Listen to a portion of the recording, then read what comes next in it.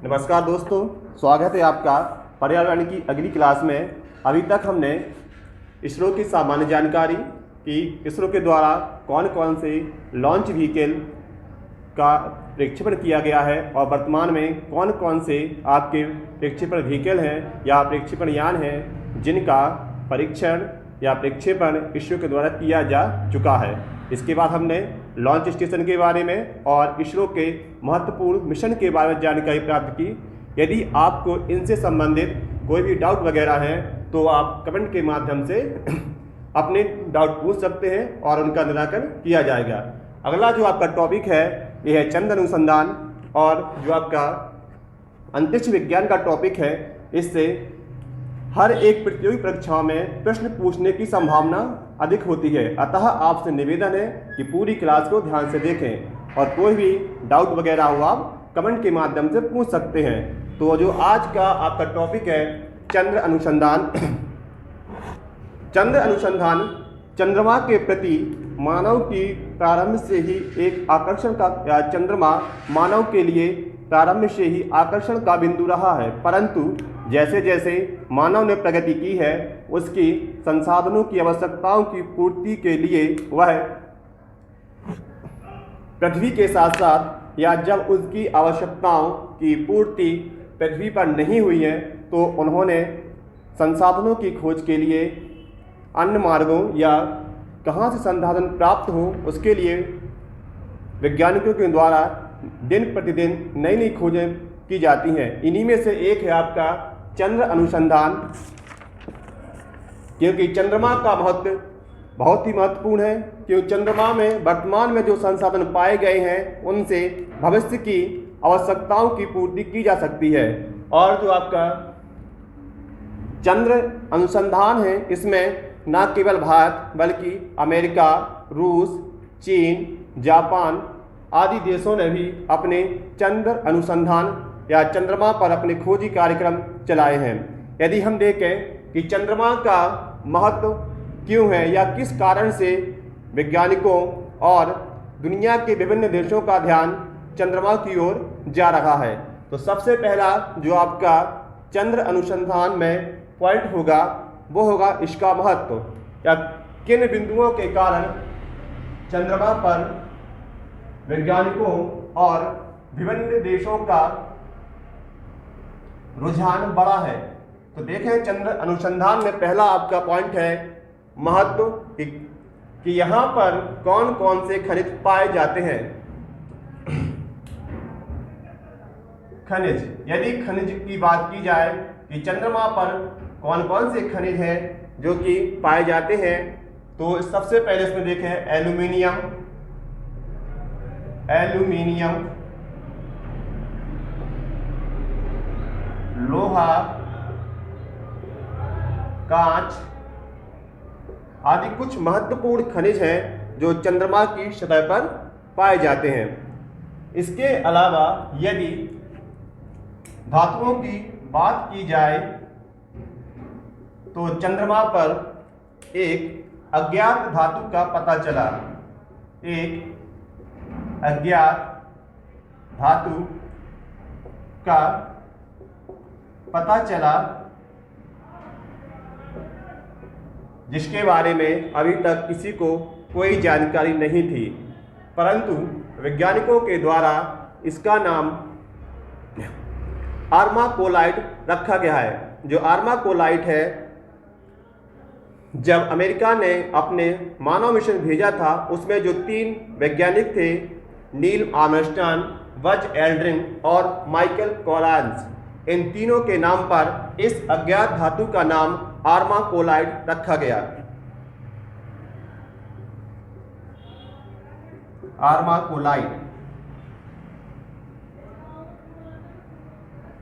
तो जो आपकी आर्माकोलाइट है यह मुख्य रूप से 3 वैज्ञानिकों के नाम पर इस धातु का नामकरण किया गया है, जिसमें नील आर्मस्ट्रांग, बज एल्ड्रिन और माइकल कोलंस, इन्हीं तीनों के नाम पर इस धातु का नाम आर्माकोलाइट रखा गया है। इसी के अलावा यहाँ पर एक अन्य धातु इरिडियम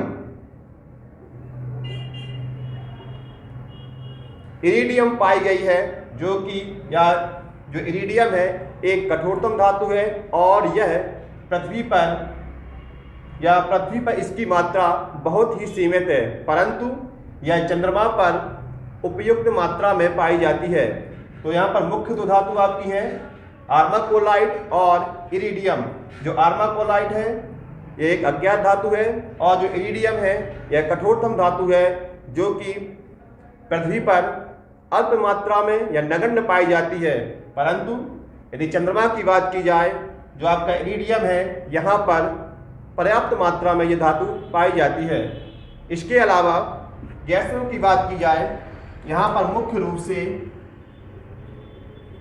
H3 या हीलियम गैस पाई जाती है, जिसे भविष्य का ईंधन भी कहते हैं, क्योंकि आने वाले भविष्य में मनुष्य के सामने जो सबसे बड़ी समस्या उभर कर आ रही है वो ईंधन की है। और ईंधन की समस्या को सॉल्व करने के लिए जो H3 या हीलियम है एक महत्वपूर्ण योगदान उसमें अपना प्रदान कर सकती है। जो हीलियम है यह एक नोबल निष्क्रिय गैस है, जो गंधहीन है, स्वादहीन है और जिसमें का जो हीलियम है इसका कोई भी रंग नहीं होता है। हीलियम रंगहीन, गंधहीन और विष रहित।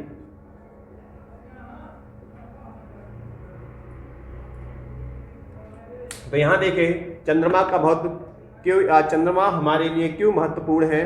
तो सबसे पहले यह खनिज देखें, एल्यूमिनियम, लोहा, कांच आदि ऐसे बहुत से खनिज हैं जो चंद्रमा की सतह पर पाए जाते हैं।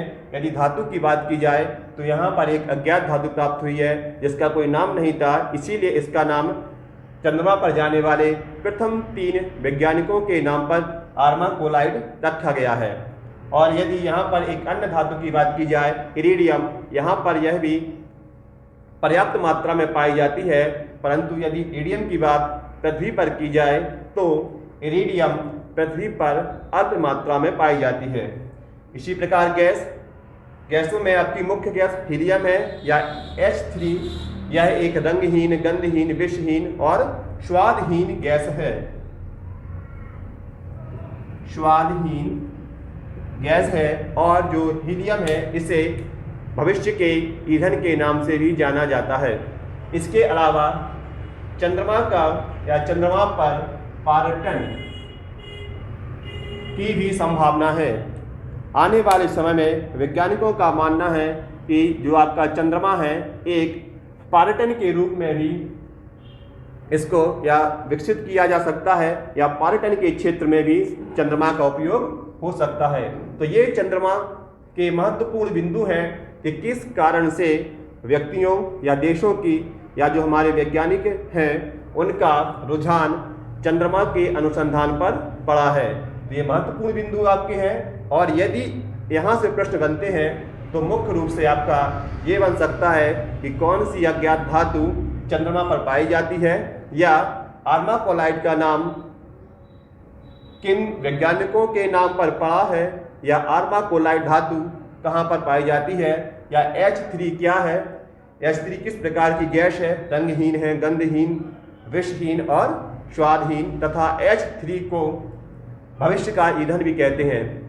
यदि H3 की सौरमंडल में बात की जाए या चंद्रमा के साथ साथ जो सूर्य का बाहरी परिमंडल है वहाँ पर भी जो आपकी H3 हीलियम 3 गैस है वहाँ पर पर्याप्त मात्रा में पाई जाती है और यह एक भविष्य का ईंधन है।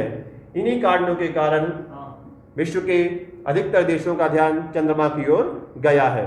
अब देखें कि किन किन राष्ट्रों ने चंद्रमा पर अपने खोजी कार्यक्रम या किन किन राष्ट्रों के द्वारा अभी तक चंद्रमा पर अनुसंधान का कार्य किया गया है। तो यहाँ पर मुख्य रूप से आपके 5 ऐसे राष्ट्र हैं जिन्होंने चंद्रमा पर अपने खोजी कार्यक्रम चलाए हैं। सबसे पहला कार्यक्रम रूस के द्वारा, फिर संयुक्त राज्य अमेरिका,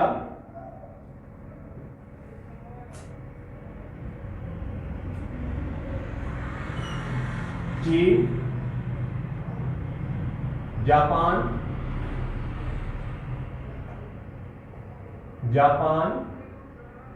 चीन और भारत, इन 5 देशों के माध्यम से अभी तक चंद्रमा पर अनुसंधान का कार्य प्रारंभ किया गया है और इन्होंने अपने मिशन चंद्रमा पर भेजे हैं। यदि रूस की बात की जाए तो रूस के द्वारा सन 1959 में लूना प्रथम के माध्यम से अपना पहला चंद्र अनुसंधान का कार्यक्रम प्रारंभ किया। जो 1959-60 का दौर था, इस समय रूस और अमेरिका के मध्य प्रतिस्पर्धा का दौर था। अर्थात यदि कोई कार्य रूस करता है या अमेरिका करता है तो दोनों उसके प्रतिस्पर्धा दोनों के साथ या दोनों एक दूसरे के साथ प्रतिस्पर्धा किया करते थे। जैसे ही 1959 में लूना नाम का मिशन रूस के द्वारा छोड़ा गया, इसी के एक साल पश्चात 1960 में अमेरिका के द्वारा या संयुक्त राज्य अमेरिका के द्वारा अपोलो नाम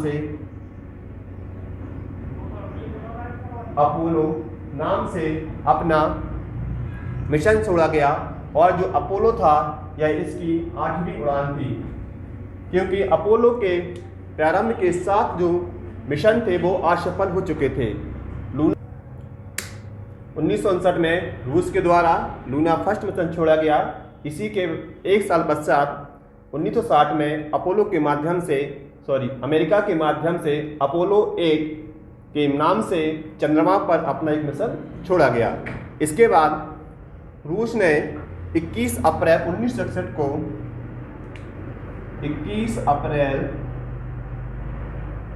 1961 को अपने एक वैज्ञानिक यूरी गॉगरिन को अंतरिक्ष में भेजा। यूरी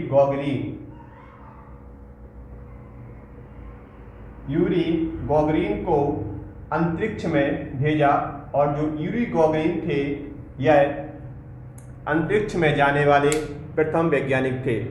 तो 1959 में लूना फर्स्ट भेजा।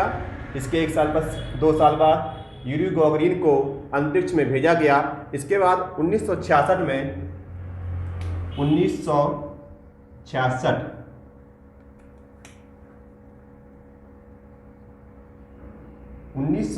में रूस के द्वारा लूना की 9वीं उड़ान को या लूना की जो 9वीं उड़ान थी, इसके द्वारा फिर से चंद्रमा पर एक खोजी कार्यक्रम भेजा गया और यहाँ पर लूना के द्वारा सॉफ्ट लैंडिंग कराई गई। या जो लूना 9 है विश्व का प्रथम ऐसा यान है जिसके माध्यम से पहली बार सॉफ्ट लैंडिंग का कार्यक्रम या सॉफ्ट लैंडिंग कराई गई थी। तो 1966 में रूस के द्वारा लूना 9 यान का प्रक्षेपण कराया गया, जिसके माध्यम से पहली बार सॉफ्ट लैंडिंग कराई गई। यदि सॉफ्ट लैंडिंग की बात की जाए तो अभी जो भारत का चंद्रयान 2 था, उसे चंद्रमा के दक्षिणी ध्रुव पर जो विक्रम लैंडर था वहाँ पर उसे विक्रम लैंडर को सॉफ्ट लैंडिंग करनी थी, परंतु वो असफल रही।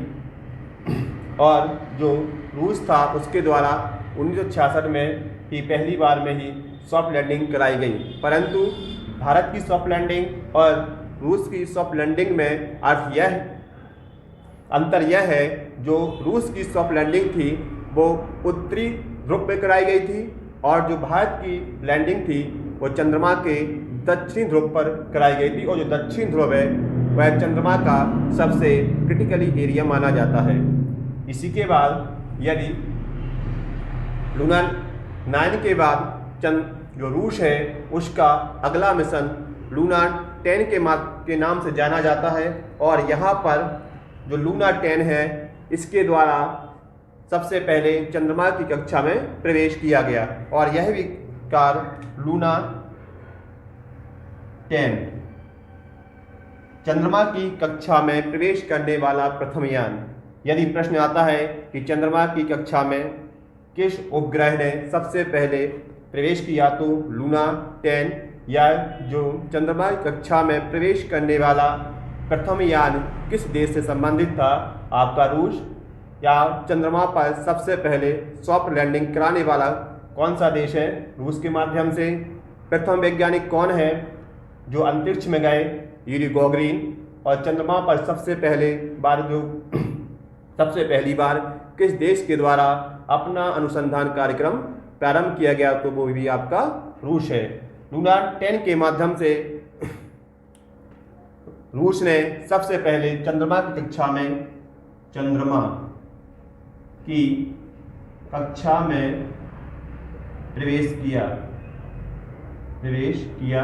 या जो रूस था उसका मिशन था जिसने पहली बार चंद्रमा की कक्षा में प्रवेश किया। तो ये रूस से संबंधित या रूस का चंद्र अनुसंधान था, जिसके माध्यम से उसने चंद्रमा के अनुसंधान के लिए अपने कार्यक्रम को चलाया। और इसके पश्चात आप देखें अमेरिका में कि अमेरिका ने कौन कौन से मिशन चलाए हैं चंद्रमा के लिए। तो 1959 के बाद 1960 में अपोलो के माध्यम से जो आपका संयुक्त राज्य अमेरिका है उसके द्वारा चंद्र अनुसंधान का कार्य किया गया या चंद्र अनुसंधान का कार्य प्रारंभ किया गया था। इसके बाद 1969 में अमेरिका ने अपनी अगली योजना बनाई और चंद्रमा पर अनुसंधान करने के लिए उसके द्वारा एक मानव मिशन भेजा गया अपोलो 11 के द्वारा। अपोलो 11 के माध्यम से एक मिशन भेजा गया चंद्रमा पर। और जो चंद्रमा का मिशन था ये अमेरिका का, ये सफल रहा। और अमेरिका के द्वारा यहाँ पर 3 वैज्ञानिकों को चंद्रमा की कक्षा में, और जिसमें से 2 वैज्ञानिक चंद्रमा की सतह पर उतरे। जो अपोलो 11 था इसमें मुख्य रूप से 3 वैज्ञानिक आपके नील आर्मस्ट्रांग, माइकल कॉलिंस और बज एल्ड्रिन थे। 20 जुलाई 1969 को अमेरिका का यह मिशन सक्सेसफुल हुआ और 3 वैज्ञानिकों को Michael Collins, Neil Armstrong,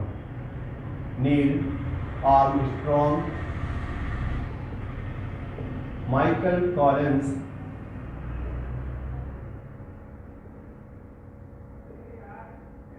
Buzz Aldrin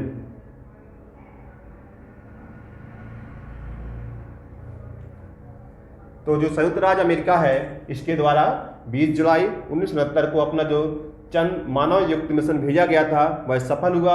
यहाँ पर 3 व्यक्ति नील आर्मस्ट्रांग, माइकल कॉलिंस और बज एल्ड्रिन, ये 3 वैज्ञानिक चंद्रमा पर जाते हैं। परंतु इनमें से नील आर्मस्ट्रांग और माइकल कॉलिंस ही चंद्रमा की सतह पर आते हैं और जो आपके बज एल्ड्रिन है ये अपने स्पेस क्राफ्ट में ही रहते हैं। बज एल्ड्रिन सबसे पहले जो नील आर्मस्ट्रांग थे वो चंद्रमा की सतह पर उतरते हैं। इसीलिए यदि प्रश्न आता है कि सबसे पहले कौन उतरा, नील आर्मस्ट्रांग, उसके बाद माइकल कॉलिंस और 3rd नंबर पे आपके जो बज एल्ड्रिन थे ये अपने स्पेस क्राफ्ट में ही रहे। जो आपका अपोलो 11 था इसके माध्यम से चंद्रमा की कुछ मिट्टी लाई गई जिसे रिक लोलित के नाम से जाना जाता है।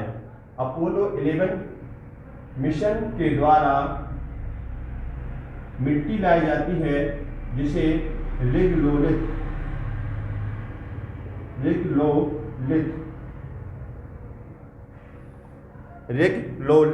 के नाम से जाना जाता है।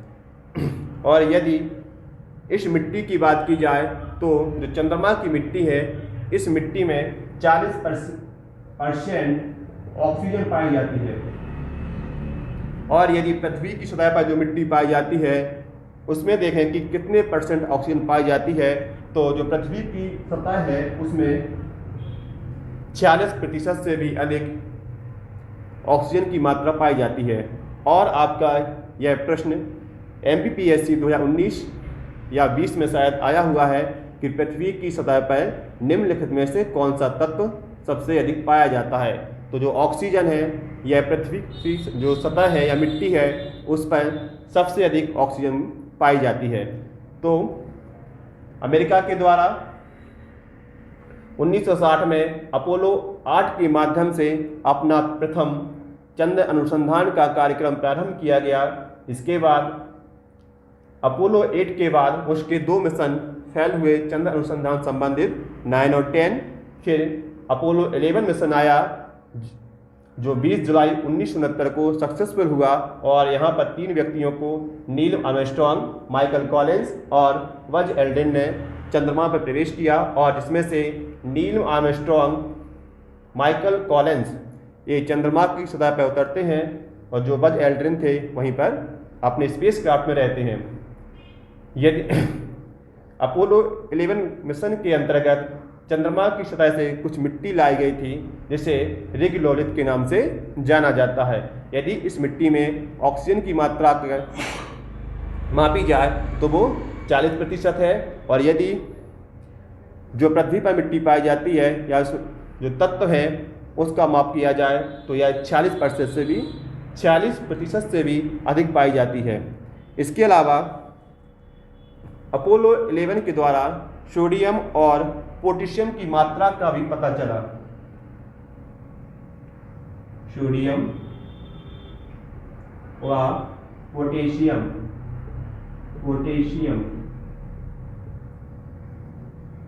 सोडियम व पोटेशियम की मात्रा का भी पता चला।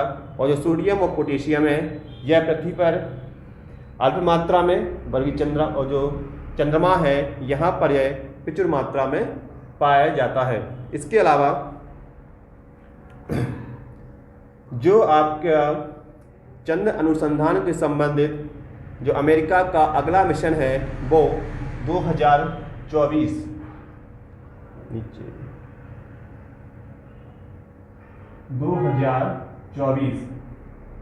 चंद्रमा पर अनुसंधान करने के लिए अमेरिका 2024 में अपना एक मिशन भेजने वाला है जिसका नाम आर्टेमिस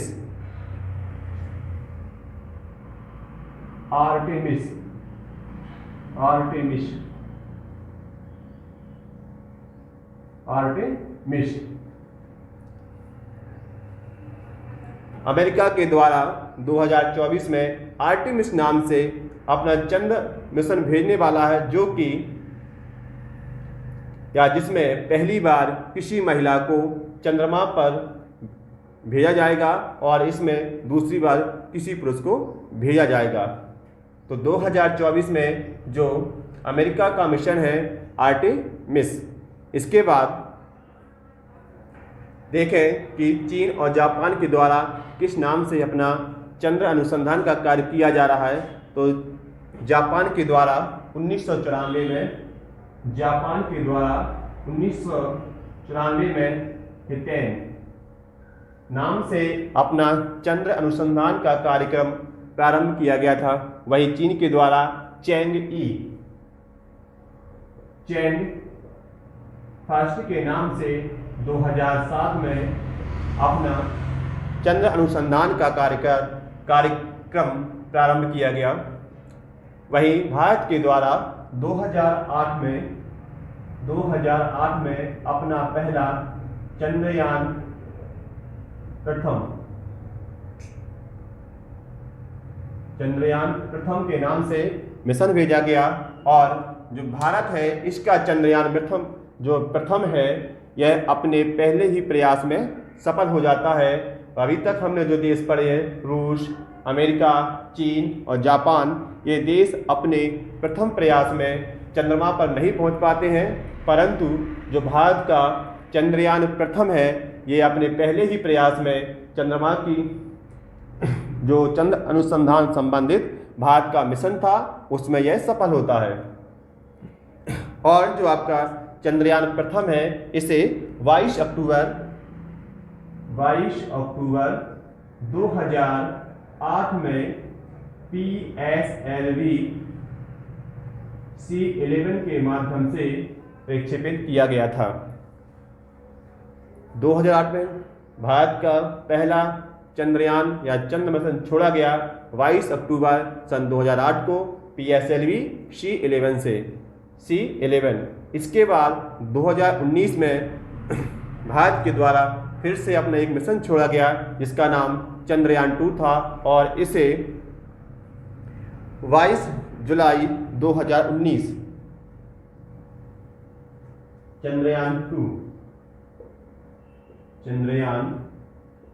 2 ये जो भारत का मिशन था 22 जुलाई 2019 और चंद्रयान 2 को GSLV Mark 3 GSLV Mark 3 के द्वारा प्रक्षेपित किया गया। जो आपका चंद्रयान 2 है 22 जुलाई 2019 GSLV Mark 3 के माध्यम से छोड़ा गया था। और जो आपका चंद्रयान है इसकी विशेषता यह थी कि इसमें जो आपका प्रज्ञान रोवर था उसे चंद्रमा के दक्षिणी ध्रुव पर सॉफ्ट लैंडिंग करनी थी जिसमें यह असफल रहा।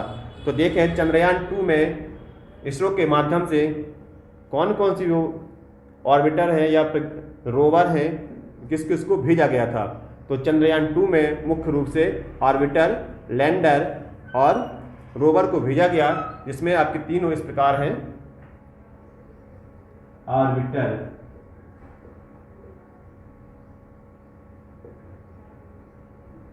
विक्रम लैंडर,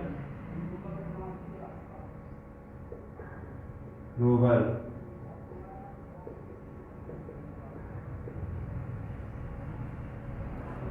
चंद्रयान 2 में ऑर्बिटर, विक्रम लैंडर और प्रज्ञान रोवर को भेजा गया जिसमें से जो ऑर्बिटर है यह चंद्रमा की बाहरी कक्षा में परिक्रमा करेगा तथा इसकी अवधि 1 वर्ष की है। विक्रम लैंडर यह चंद्रमा के दक्षिणी ध्रुव पर सॉफ्ट लैंडिंग करेगा और उसमें से प्रज्ञान रोवर निकलेगा। तो प्रज्ञान रोवर है यह चंद्रमा के चित्रों को खींचेगा और इसे मुख्य रूप से मंजिनस सी व सिम्प्लिस एन के माध्यम में उतरना था या जो आपका विक्रम लैंडर तो उतरना था इसके माध्यम से। यहाँ पर जो आपका रोवर है इसके द्वारा जो चित्र लिए जाएंगे वो विक्रम लैंडर को और विक्रम लैंडर ऑर्बिटर को भेजेगा और जो ऑर्बिटर है इसरो के केंद्र में से सेंड करेगा।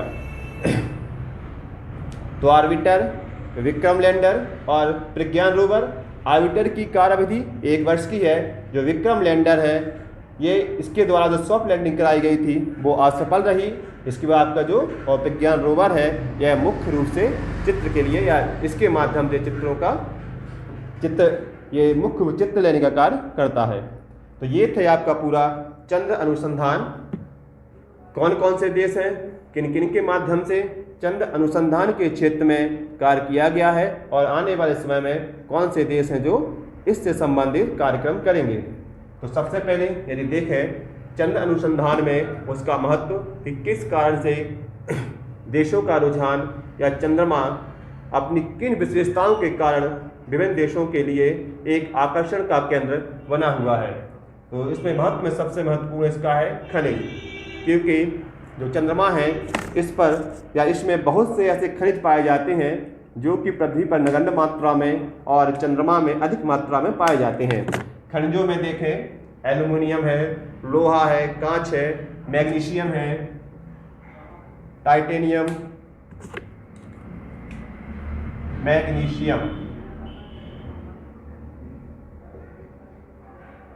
टाइटेनियम है। और वहीं यदि धातु की बात की जाए तो यहाँ पर बहुत सी ऐसी धातुएं जो पाई जाती हैं, परंतु इसकी जो विशेषता है कि यहाँ पर एक अज्ञात धातु पाई गई जिसका नाम आर्माकोलाइट रखा गया। और जो आर्माकोलाइट है यह इन 3 वैज्ञानिकों नील आर्मस्ट्रॉन्ग, माइकल कॉलिंस और बज एल्ड्रिन के नाम पर इसका नाम आर्माकोलाइट रखा गया है। और यहाँ पर एक अन्य धातु रेडियम भी पाई जाती है जो कि कठोरतम धातु जो रेडियम है यह कठोरतम धातुओं में इसकी गिनती होती है इरिडियम पृथ्वी पर कम मात्रा में पाई जाती है, परंतु यदि चंद्रमा पर देखें तो इसकी मात्रा पर्याप्त है। इसके बाद यहाँ पर हीलियम 3 गैस पाई जाती है जो रंगहीन है, गंधहीन, विष रहित और स्वादहीन है। और जो आपकी हीलियम 3 है इसे भविष्य के ईंधन के रूप में देखा जा रहा है। इसके बाद अलावा चंद्रमा पर पर्यटन की सुविधा भी विकसित कराने की जो पर्यटन है उसके लिए भी चंद्रमा को विकसित करने की संभावनाएं हैं। वैज्ञानिकों का मानना है आगे आने वाले समय में इसका प्रयोग पर्यटन के लिए भी किया जा सकता है। इसके बाद यदि हम देखें कि कौन कौन से देश हैं जिनके माध्यम से चंद्र अनुसंधान में कार्यक्रम किए गए हैं, तो इसमें सबसे पहले रूस है। रूस के द्वारा 1959 में लूना फर्स्ट का प्रक्षेपण किया गया, जो चंद्रमा पर किसी भी देश के द्वारा किया गया पहला कार्यक्रम था। इसके बाद 22 अप्रैल 1961 को यूरी गॉगरिन रूस के द्वारा अंतरिक्ष में भेजे जाने वाले प्रथम वैज्ञानिक थे। इसके बाद 1966 में लूना 9 के माध्यम से चंद्रमा पर पहली बार सॉफ्ट लैंडिंग कराई गई। लूना जो 10 है आपका, इसी के माध्यम से चंद्रमा की कक्षा में प्रथम प्रयास या प्रथम प्रवेश किया गया, क्योंकि लूना 10 के पहले तक किसी भी चंद्रयान, किसी भी मिशन या किसी भी देश के मिशन ने अभी तक चंद्रमा की जो कक्षा है उसमें प्रवेश नहीं किया था। जो रूस का लूना 10 था, परंतु इसने चंद्रमा की कक्षा में प्रथम बार प्रवेश किया। इसी के बाद जो अमेरिका था, 1960 में अपोलो 8 के माध्यम से अमेरिका के द्वारा अपना प्रथम चंद्र अनुसंधान प्रारंभ किया गया और वो निरंतर चंद्रमा के अनुसंधान में कार्य करता रहा। उसी के पश्चात फिर 1969 में अपोलो 11 के द्वारा उसने अपना एक मानव युक्त मिशन भेजा, जिसमें 3 वैज्ञानिकों को नील आर्मस्ट्रॉन्ग, माइकल कॉलिंस और बज एल्ड्रिन को चंद्रमा पर भेजा गया, जहां पर यह जो चंद्रमा पर अमेरिका की उड़ान थी ये सफल रही और इन्हीं तीनों के नाम पर इस धातु का नाम रखा गया था। इसी के बाद जो अपोलो 11 है, यहाँ से चंद्रमा की कुछ मिट्टी लाई गई जिसे रिगलोलिथ के नाम से जाना जाता है, और इस मिट्टी में ऑक्सीजन की 40% तक मात्रा पाई जाती है। और यदि वही पृथ्वी की सतह पर जो मिट्टी पाई जाती है या जो तत्व है उसको मापा जाए तो ये 40% के लगभग पाई जाती है। 2024 में अमेरिका के द्वारा आर्टेमिस नाम से अपना एक चंद्र मिशन भेजने की घोषणा की गई है, और जो आर्टेमिस है इसमें पहली बार एक प्रथम महिला को चंद्रमा पर भेजने का प्रावधान रखा गया है। यदि आर्टेमिस की बात की जाए तो आपका जो केबीसी या कौन बनेगा करोड़पति है, उसमें भी इससे संबंधित प्रश्न पूछा जा चुका है कि अमेरिका के द्वारा किस ग्रीक देवी के नाम पर 2024 में अपना चंद्र मिशन भेजने की घोषणा की गई है। तो जो आर्टेमिस है यह एक ग्रीक देवी है और इन्हें चंद्रमा की देवी के नाम से भी जाना जाता है। और जो आर्टेमिस है ये जो आपकी अपोलो है उसकी या उनकी बहन के नाम से भी जानी जाती हैं। तो यदि प्रश्न आता है, इसकी संभावना थोड़ी अधिक है कि चंद्रमा के द्वारा कौन सा मिशन अमेरिका के द्वारा 2024 में चंद्रमा पर कौन सा मिशन भेजा जाएगा या किसकी घोषणा अमेरिका के द्वारा की गई है, या किस देश के द्वारा पहली बार यह घोषणा की गई है कि हम किसी महिला को चंद्रमा पर भेजेंगे, तो वो आपका अमेरिका है। और ये उनका लक्ष्य 2024 के तक ये अपने इस मिशन को अंजाम देंगे। इसके बाद यदि भारत में देखें तो चंद्रयान प्रथम के नाम से 2008 में चंद्रमा पर अपना अनुसंधान कार्य प्रारंभ किया, और जो चंद्रयान प्रथम है इसे PSLV C11 के द्वारा 22 अक्टूबर 2008 को प्रक्षेपित किया गया। और जो चंद्रयान है विश्व का एकमात्र अभी तक का ऐसा मिशन है जो अपने पहले ही प्रयास में सफल हुआ, क्योंकि अभी तक जितने भी राष्ट्र हैं उनके द्वारा जो मिशन भेजे गए हैं वो अपने प्रथम मिशन में सफल नहीं हुए हैं। चंद्रयान प्रथम के बाद चंद्रयान द्वितीय हुआ, जो आपका 22 जुलाई 2019 को प्रक्षेपित किया गया। इसे GSLV Mark 3 से प्रक्षेपित किया गया। जो आपके GSLV और PSLV है, यह प्रक्षेपण यान है जिनके माध्यम से किसी भी उपग्रह को उनकी नियत कक्षा में प्रक्षेपित कराया जाता है। जो चंद्रयान 2 है आपका, मुख्य रूप से इसके साथ एक ऑर्बिटर, विक्रम लैंडर और प्रज्ञान रोवर को भेजा गया। जो ऑर्बिटर है यह चंद्रमा की बाहरी कक्षा में कार्य करेगा। विक्रम लैंडर चंद्रमा की दक्षिणी ध्रुव पर लैंडिंग करेगा, जिसमें से प्रज्ञान रोवर बाहर आएगा। और जो प्रज्ञान रोवर है यह चंद्रमा पर उपस्थित जो उसकी भू आकृति है उनका चित्रण करेगा। चित्रण करने के बाद जो आपका रोवर है यह विक्रम लैंडर को उन चित्रों को भेजेगा और विक्रम लैंडर ऑर्बिटर के पास और ऑर्बिटर इसरो के केंद्र में उन चित्रों को भेजेगा। इसके और 2007 में चीन के द्वारा चैंग नाम से भी अपना चंद्र अनुसंधान का कार्य किया गया। और चैंग भी जापान की भाषा में एक चांद की देवी या चंद्रमा की देवी के नाम से जानी जाती हैं। वहीं चीन के द्वारा और जापान के द्वारा 1994 में हिटेन नाम से अपना चंद्र अनुसंधान भेजा गया। तो ये थे आपके चंद्र अनुसंधान संबंधित संपूर्ण जानकारी कि कौन कौन से देश हैं या किन किन देशों के माध्यम से अपने चंद्र अनुसंधान का कार्यक्रम किया गया। इसमें आपके बहुत से ऐसे प्रश्न हैं जो आपकी परीक्षा में महत्वपूर्ण या परीक्षा में आने की संभावनाएं अधिक है।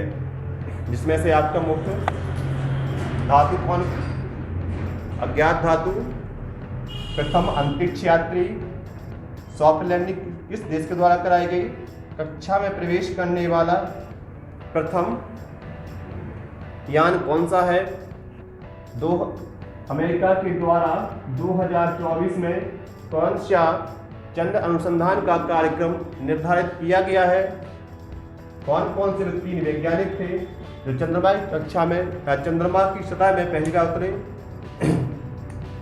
भारत का चंद्रयान 2 कब लॉन्च किया गया, कौन सा प्रक्षेपण यान था, इसमें चंद्रयान 2 में किस किस को भेजा गया, और जो GSLV है इससे संबंधित थोड़ी बहुत जानकारी कि GSLV में कितने चरण होते हैं, या जो GSLV है उसके माध्यम से ईंधन का दहन कितने प्रकार से होता है, या जो आपका GSLV है इसमें ईंधन के कितने चरण हैं। तो GSLV में याद रखना ईंधन के 3 चरण हैं, पहला ठोस, दूसरा द्रव और तीसरा होता आपका क्रायोजेनिक इंजन। और जो क्रायोजेनिक इंजन है यह मुख्य रूप से हाइड्रोजन को -253 और ऑक्सीजन को -183 अत्यंत न्यूनतम तापमान पर प्रयोग करके इसको चलाया जाता है। तो ये था आपका पूरा चंद्र अनुसंधान। इसके बाद चंद्र अनुसंधान के बाद मंगल मिशन या मंगल पर किन किन देशों के द्वारा अपने मिशन भेजे गए हैं उससे संबंधित, और इसरो के आगामी कार्यक्रम कौन कौन से हैं या कौन से ऐसे कार्यक्रम हैं जो इसरो के द्वारा आगे कराए जाएंगे। तो आपका जो अंतरिक्ष विज्ञान के अधिकतम टॉपिक संपन्न हो चुके हैं। कुछ 1-2 टॉपिक और रहे, उनको भी अगली क्लास में संपन्न करा दिया जाएगा। इसके साथ जो आपका इसरो के बाद आपकी जो वैज्ञानिक वगैरह हैं कि कौन कौन से ऐसे वैज्ञानिक हैं जिनका चंद्र अनुसंधान के क्षेत्र में या इसरो के माध्यम से या जिन्होंने अपने अंतरिक्ष कार्यक्रम में महत्वपूर्ण योगदान दिया है। तो इसमें आपका जो इसमें एक बात और, जो विक्रम लैंडर है इसका नाम भारत के वैज्ञानिक डॉक्टर विक्रम साराभाई के नाम पर रखा गया था। याद रखना यदि याद जाए कि जो विक्रम लैंडर है इसका नाम विक्रम क्यों रखा गया? तो भारत के जो वैज्ञानिक हैं डॉक्टर विक्रम साराभाई,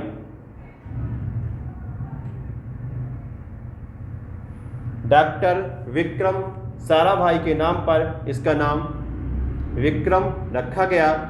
और जो आपके डॉक्टर विक्रम साराभाई हैं, इन्हें भारतीय अंतरिक्ष कार्यक्रम का जनक कहा जाता है। भारतीय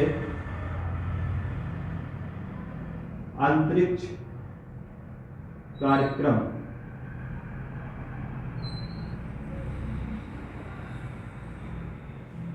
भारतीय अंतरिक्ष कार्यक्रम का जनक भी कहा जाता है। तो ये था आपका पूरा चंद्र अनुसंधान।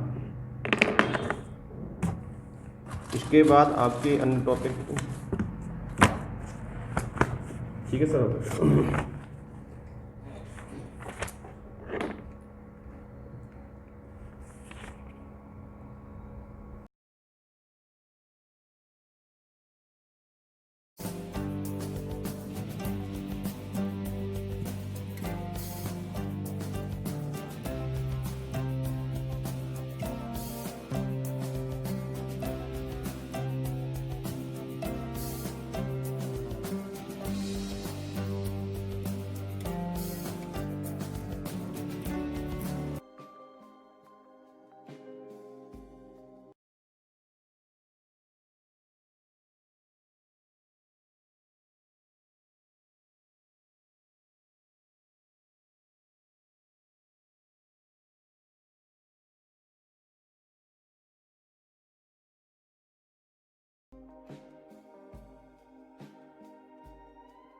सक्सेसफुल जो सभी एग्जाम को टारगेट करते हुए ध्यान में रखकर ये मिशन चलाया जा रहा है। चाहे आने वाले जितने भी एग्जाम हो, वर्ग 3 महिला सुपरवाइजर, एमपी पुलिस, फॉरेस्ट, पटवारी, सीपीसीटी से रिलेटेड जितने भी एग्जाम है, उन सभी को ध्यान में रखकर ये मिशन चलाया जा रहा है। व्हाट्सएप ग्रुप पर स्टडी कराई जा रही है, प्रिपरेशन कराई जा रही है, जिसमें बॉयज़ और गर्ल्स के अलग अलग ग्रुप बनाकर आपकी प्रिपरेशन कराई जा रही है। ग्रुप में आपको time table, strategy, routine, study material, daily and weekly test, guidance, motivation सब कुछ दिया जाएगा। और यहाँ पर ये आप देख सकते हैं अलग अलग ग्रुप बनाए गए हैं, लगभग 22 और आपको ऐड किया जाएगा। तो आप लोग बिना किसी देरी के मैसेज कीजिए और 9981167757 पर आपको ऑडियो मैसेज करना है। व्हाट्सएप से अपना नाम बता देना है, मैं आपको उसी एग्जाम से रिलेटेड ग्रुप में ऐड कर दूंगा। महिलाओं के अलग ग्रुप हैं, पुरुषों के अलग ग्रुप हैं, आप देख सकते हैं, ठीक है।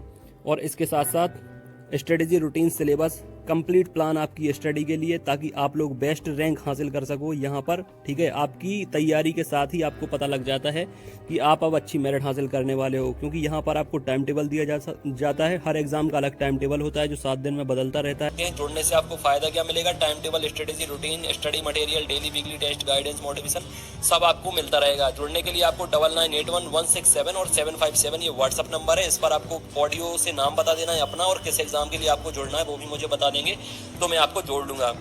सभी एग्जाम की प्रिपरेशन कराई जाती है, सभी एग्जाम की ऑनलाइन ऑफलाइन टेस्ट सीरीज मिलती है, नोट्स मिलते हैं, तो आप ले सकते हैं। ये सारा कुछ आप देख सकते हैं। कम से कम 1000 से ज़्यादा स्टूडेंट वर्ग 3 की प्रिपरेशन लगातार कर रहे हैं, जिनने नोट्स मंगाए हैं। 5000 से ज़्यादा स्टूडेंट मेल और फीमेल ग्रुप में जुड़े हैं। खासकर एमपीटीईटी के लिए टाइम टेबल दिया गया है उन्हें, और एमपीटीईटी के लिए जो स्पेशल नोट्स बनाए गए हैं, पीईबी जो सिलेबस है उसके हिसाब से उसको लेकर पढ़ना आप जरूर शुरू करें, क्योंकि उससे पीईबी सिलेबस पूरा कंप्लीट कवर किया गया है। मार्केट में ऐसी कोई बुक नहीं है जो सिलेबस को कवर करे और इतना बेहतरीन स्टडी मटेरियल आपको दिया जाए, जिसमें शानदार पेडागोजी भी दी गई है जो 15 नंबर की आने वाली है, और बाकी आपका जो 15 नंबर का अलग पार्ट है वो भी इसमें अच्छे से कवर आपका हो जाएगा। नोट्स लेने के लिए आप इंदौर में आ सकते हैं, हैंड टू हैंड भी ले सकते हैं, छतरपुर में भी ले सकते हैं। हैंड टू हैंड आपको कम कीमत में वो तुरंत मिल जाएंगे, बाकी आप अपने घर पे भी मंगा सकते हैं स्पीड पोस्ट से। उसके लिए भी मुझे 9981167757 पर मैसेज कर दें। छतरपुर का जो ऑफिस है वो छत्रसाल बुंदेलखंड यूनिवर्सिटी के सामने है। इस तरह के जो नोट्स बनाए गए हैं सारा कुछ स्पेशल फैकल्टी के द्वारा, कोशिश यही की जाएगी कि आपके 125 प्लस अंक आए, चाहे आप किसी भी कैटेगरी से बिलोंग करते हो। 125 प्लस अंक अगर आपके आ गए तो सिलेक्शन आपका वर्ग 3 में होने से कोई रोक नहीं सकता, ठीक है फ्रेंड। अब इसके साथ साथ ऑनलाइन टेस्ट सीरीज, जिसकी प्रिपरेशन उन्हें लगता है कि हो गई है, वो ऑनलाइन टेस्ट सीरीज भी लगा सकते हैं। ऑनलाइन टेस्ट सीरीज भी मैं आपको प्रोवाइड कर दूंगा। 30 ऑनलाइन टेस्ट मिल जाएंगे, 20 आपको पीडीएफ मिल जाएंगी। ये ऑफिस है हमारे छतरपुर का। यहाँ पर ये आपका चैनल है। प्यार देने के लिए, सपोर्ट देने के लिए बहुत बहुत शुक्रिया आपका। चैनल को सब्सक्राइब कर सकते हैं, जुड़ सकते हैं जितने भी नए मेंबर हैं, और पुराने मेंबर को परिवार का हिस्सा बनने के लिए शुक्रिया फ्रेंड्स। अपनी सेहत का ख्याल रखें, कोरोना से बच कर रहें। God bless you, all the best and take care.